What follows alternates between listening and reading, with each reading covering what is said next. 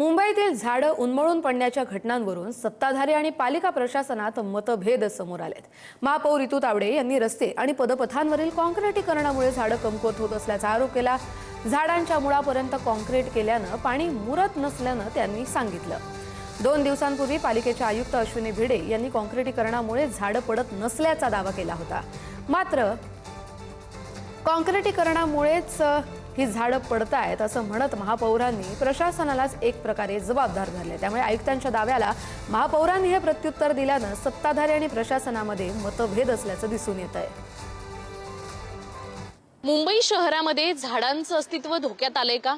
एकीकडे मुंबई शहराचा झपाट्याने विकास होतोय, मात्र ही मुंबई शहरातली झाडच कायमची इतिहास जमा होणार का, असा अनेकांना प्रश्न पडलेला आहे।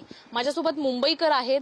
झाडं उन्मळून पडलेली आहेत। यावर्षी पहिल्याच आठवड्यात 1000च्या वर आकडा गेलेला आहे। नेमकी ही झाडं उन्मळून का पडली, काय तुम्हाला काय वाटतं? पहिली गोष्ट, झाडं ही 70-80 वर्षापेक्षा जास्ती आहेत जुनी। ही झाडं रिप्लांट केली पाहिजेत। टप्प्याटप्प्याने नवीन झाडं आणून लावलीच पाहिजे ना, ती झाडं पडणार। दुसरं, ज्या वेळेला कॉन्क्रिटीकरण होते फुटपाथचं रस्त्याचं, तेव्हा सिमेंटचे ब्लॉक्स वगैरे विटा लावतात।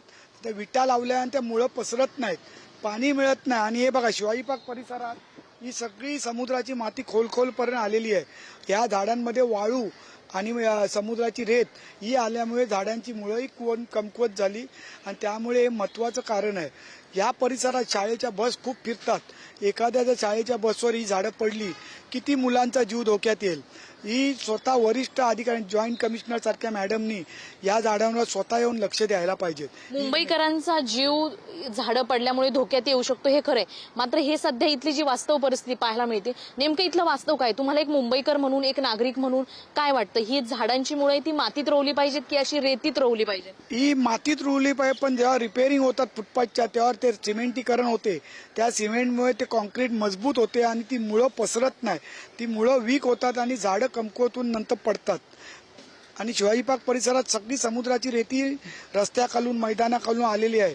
सगळं पाणी पण खारट लागते मैदानातलं वगैरे। कॅमेरामॅन सुरेशसह शिल्पा नरवडे, पुढारी न्यूज, मुंबई। जे झाड पडलेलं आहे त्याचं कारण काय आहे तर त्याच्या मुळाशी असलेली माती आणि त्याच्यात असलेली रेती हे सगळं भुसभुशीत असल्यामुळे आणि त्याची मुळं खोलवर रोवलेली नसल्यामुळे हे झाड पडलेलं आहे। आणि त्याचं कारण काय आहे तर बाजूला सिमेंटीकरण झाल्यामुळे त्याला माती आणि मुळं खाली जाण्यासाठी वाव नाही मिळते आणि त्यासाठी तिथे माती टाकली गेली पाहिजे, त्याचप्रमाणे खत टाकलं गेलं पाहिजे, त्याप्रमाणे पाणी पण मिळालं पाहिजे। असं आपण गावी करतो त्याप्रमाणे इथे केलं गेलं पाहिजे। तो बुंद्याशी जे सिमेंटीकरण झालेलं आहे ते रुंद मोठ्या प्रमाणात केलं गेलं पाहिजे आणि त्याचप्रमाणे इथे जेव्हा झाड पडलं जातं त्या ठिकाणी नवीन झाडं रोवण्याचं काम पण झालं पाहिजे।